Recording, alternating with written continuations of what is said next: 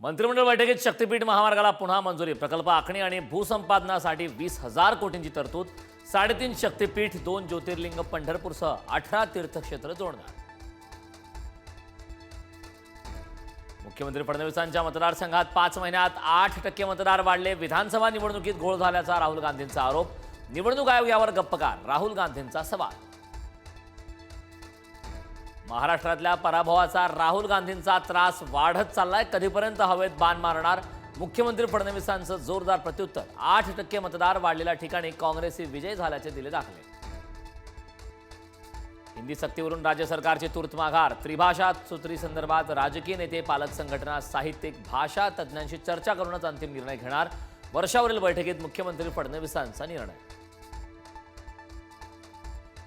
पहिली ते चौथी हिंदी भाषेची सक्ती नको, शरद पवारांचं वक्तव्य। मात्र देशात 50 ते 55% हिंदी भाषा बोलणारी असल्याने हिंदी भाषा शिकणं महत्त्वाचं, पवारांचं मत। माळेगाव सहकारी साखर कारखान्याच्या निवडणुकीची मतमोजणी सुरू। अजित पवार विजयी, मात्र पॅनलबाजी मारणार का, याकडे मात्र महाराष्ट्राचं लक्ष।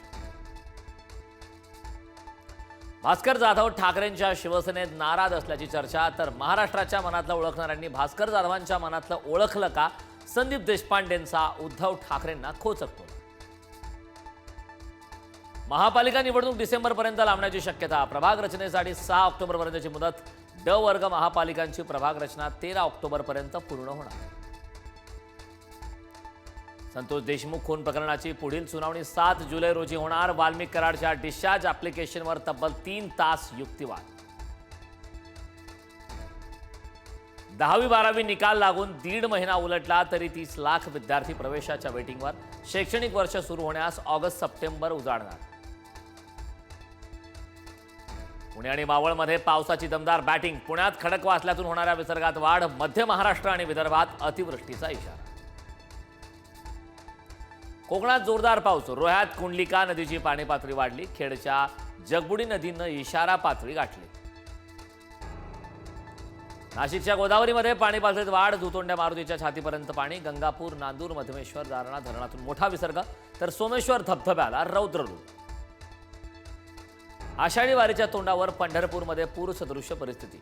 उजनी आणि वीर धरणात सून सोडलेल्या पाण्यामुळे चंद्रभागेला पूर। नदीतील मंदिरांना पाण्याचा वेढा।